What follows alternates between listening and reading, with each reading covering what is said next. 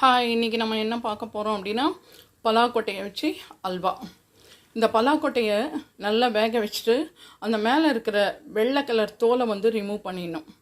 நல்லா வேகணும். வெந்தோடனே அந்த தோலை எடுத்துகிட்டு இந்த ப்ரௌன் கலர் தோல் இருந்தால் கூட பரவாயில்ல, நல்லாயிருக்கும்.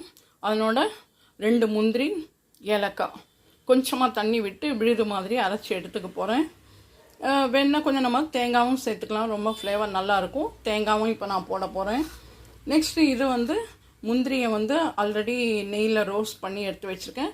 வாங்க இதை எப்படி பண்ணலான்னு பார்க்கலாம். அதுக்குள்ளே நம்ம இந்த பலாக்கொட்டை, அப்புறம் ஏலக்காய், முந்திரி, தேங்காய் இது எல்லாத்தையும் நம்ம அரைக்க போகிறோம். அரைச்சி எடுத்துன்னு வந்துடலாம். இப்போ ஆல்ரெடி ஒரு அடுப்பை பற்ற வச்சுட்டு பாத்திரம் வச்சு அதில் கொஞ்சம் நெய் விட்டுருக்கேன். நெய் விட்டுட்டு இது கொஞ்சம் சூடானோன்னா நம்ம அரைச்சி வச்சுருக்கோம் இல்லையா, இந்த பாருங்கள், விழுது நல்லா பேஸ்ட்டாக, ஃபைன் பேஸ்ட்டாக அரைச்சி வச்சுக்கணும். அந்த விழுதை இதில் கொட்டி கலரினே இருக்கணும். இது ஏன்னா ஆல்ரெடி வெந்திருக்கு இல்லையா, அதால் இதுக்கு டைம் ரொம்ப பிடிக்காது.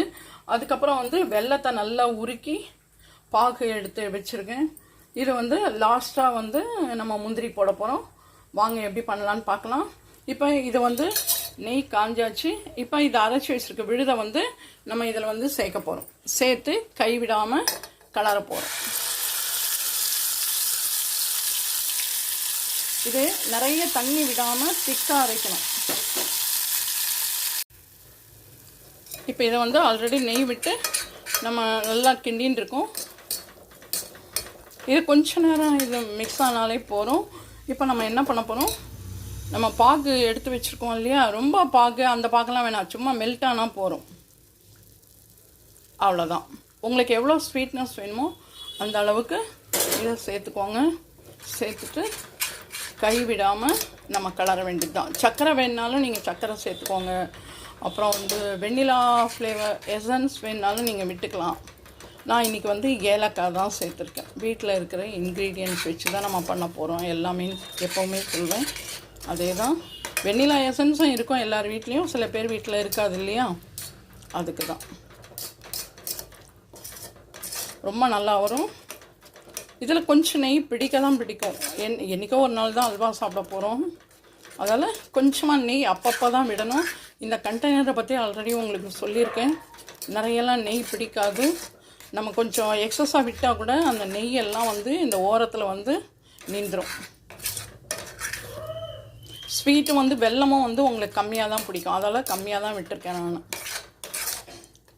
நம்ம என்ன பண்ணுறோமோ அதனோட இதை லெவலை அது இன்க்ரீஸ் பண்ணி கொடுக்கணும் உங்களுக்கு. இப்போ இதில் ஸ்லைட்டாக நான் ஒரு பிஞ்ச் உப்பு சேர்க்க போகிறோம். எப்படின்னா இந்த ஸ்வீட்னஸை கொஞ்சம் அதிகமாக காமிக்கும். இப்போது ஒரு பிஞ்ச் உப்பு ஆட் பண்ணியிருக்கோம்.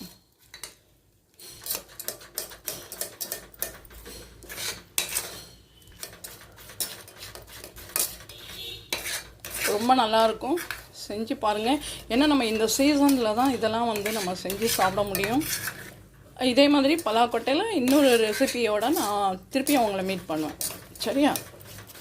இப்போ இதே மாதிரி கைவிடாமல் நம்ம கலரலாம். இதுக்கு வேறு எங்கேயுமே போவேணாம். பார்த்திங்களா, பலாப்பழம் சாப்பிட்றோம், அதனோட பலாக்கொட்டையை எடுத்து வச்சு நம்ம எத்தனை விதமான டிஷ்ஷஸ் பண்ணுறோம் இல்லையா, அவ்வளோதான். இன்னும் கொஞ்சம் நெய் நம்ம ஆட் பண்ணிக்கலாம். இதை பாருங்கள், அல்வா ரெடி ஆயாச்சு. ஜஸ்ட் எல்லாமே ஒரு 20 மினிட்ஸில் நீங்கள் ஃபினிஷ் பண்ணிடலாம். இதுவும் வெந்திருக்கு இல்லையா, அதெல்லாம் ரொம்ப குயிக்காகிடும். இதை பாருங்கள், எப்படி ஒட்டவே இல்லை பார்த்திங்களா. இதுதான் நம்மளுக்கு பதம். அவ்வளோதான், ஆஃப் பண்ணிட வேண்டியதான். ஷைனிங் வந்திருக்கு பார்த்திங்களா, ஒரு மாதிரி கிளாஸ் ஷைனிங் வந்திருக்கு இல்லையா, இதுதான் நம்மளுக்கு. இதை யங்ஸ்டர்ஸ் கூட ஈஸியாக பண்ணிடலாம், பெரிய விஷயமே கிடையாது. ரொம்ப நல்லாயிருக்கும் டேஸ்ட்டு. அந்த அரைச்சிட்டு பண்ணும்போது, தேங்காவோட அரைச்சி பண்ணும்போது அந்த தேங்காவோட ஸ்மெல்லும் வரும் பாருங்கள், சான்ஸே கிடையாது. ரொம்ப அருமையாக இருக்கும். வாங்க இதை ஒரு பவுலுக்கு ட்ரான்ஸ்ஃபர் பண்ணிடலாம். பலாக்கொட்டை தேங்காய் போட்ட அல்வா ரெடி ஆயாச்சு. நீங்கள் முந்திரி பருப்புக்கு பதில் சாராப்பருப்பு சேர்த்துக்கோங்க. இருந்துன்னா அது ஆப்ஷன் தான், உங்களோட ஆப்ஷன் தான். இதே மாதிரி நீங்களும் உங்கள் வீட்டில் செஞ்சு பார்த்து சாப்பிட்டுட்டு எப்படி இருக்குன்னு சொல்லி லைக் பண்ணுங்கள், ஷேர் பண்ணுங்கள், கமெண்ட் பண்ணுங்கள். மறக்காமல் இது வரைக்கும் நம்மளோட சேனலை சப்ஸ்கிரைப் பண்ணாதவங்க சப்ஸ்கிரைப் பண்ணுங்கள். இதே மாதிரி ஒரு நல்ல ரெசிபியோட அடுத்த vlogல உங்களை மீட் பண்ணுறேன். பாய், டேக் கேர்.